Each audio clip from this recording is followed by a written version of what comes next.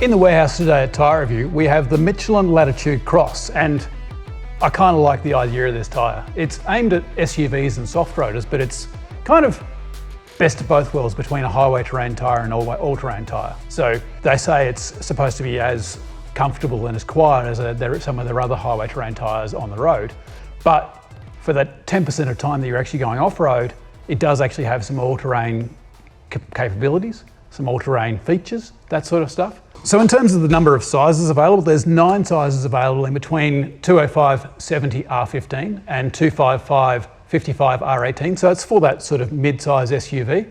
Just for reference, these were released in 2016, so they've been out for 5 years now. We couldn't find any information on tread depth on the internets. So we measured this one and it actually is 8.7 mil, and that's on a 255/65 R16. So let's take a bit of a closer look at the Latitude Cross. Interestingly, this is actually an asymmetric tyre, so it has an outside and an inside. And actually, let's look at the tread face first. So on the outside of the tread pattern, we've got this variable pitch tread block design, which is actually these 2 sets of blocks here, where you've actually got varying widths of block or varying size blocks. So the idea is you'll have some large blocks and then some small blocks. And as you're driving along on the road, instead of getting a constant whir or whatever, it'll actually change a little bit.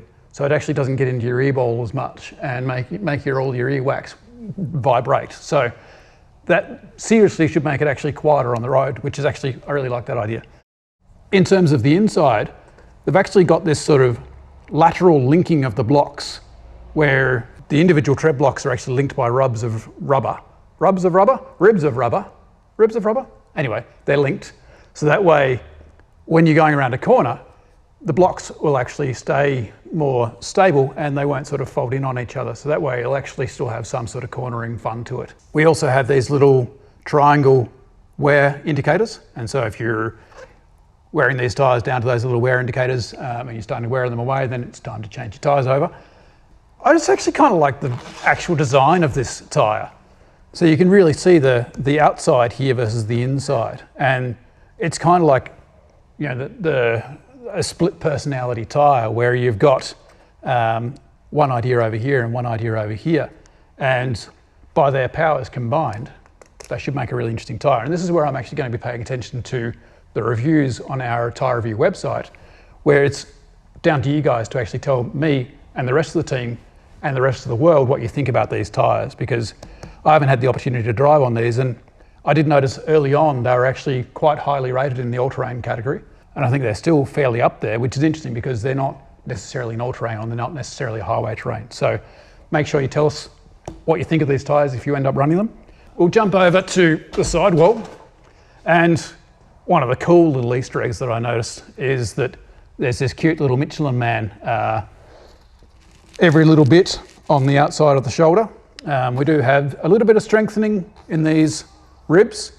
So these are also rub strips that you see here on the sidewall. They're there in case you mash it up against a curb or whatever, and they're going to protect the tyre. You know, if you're a usual curber, if you do it regularly, then you're going to be able to curb it a number of times before you actually start showing off the sidewall, you know, the underneath of it. Just don't do it though, you don't need to. I like the fact that they're called rub strips, so you're supposed to rub against them. It's not very comfortable though. It's not a huge amount more to comment on the side here. Sort of doesn't have that all-terrain protection that you might expect from a real full-time all-terrain, but they do have a little bit of extra chunkiness. So, you know, if you're driving up on the grass verge, you've got nothing to fear.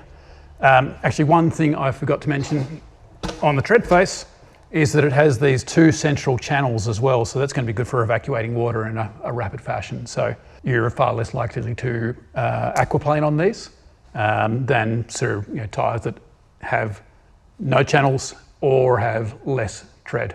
So that's why it's important to actually swap your tyres over when you're down to the tread wear indicator. So that's the Michelin Latitude Cross. Make sure if you do end up running these to let us know on Tyre Review, the website, what you think about them, and also let us know a comment below what you think of these tyres, because I think they're kind of cool and a different idea. So let us know in the comments. Make sure you hit subscribe if you're here on YouTube, and also give us a like as well, because that gives us giggles. So that's it for the Michelin Latitude Cross. We'll see you next time.